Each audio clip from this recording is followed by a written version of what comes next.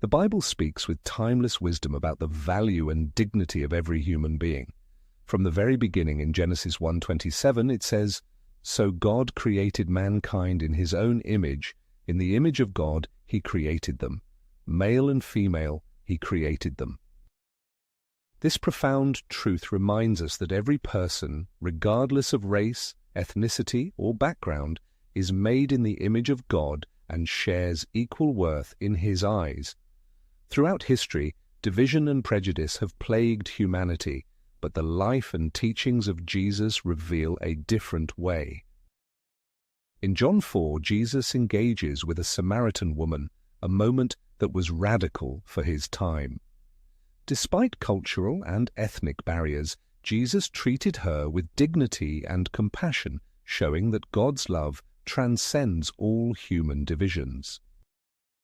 The Apostle Paul echoes this message in Galatians 3:28. There is neither Jew nor Gentile, neither slave nor free, nor is there male and female, for you are all one in Christ Jesus.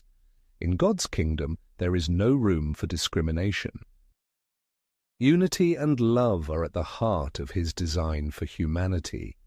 In Acts 10:34-35, Peter declares, "I now realize how true it is that God does not show favoritism, but accepts from every nation the one who fears him and does what is right."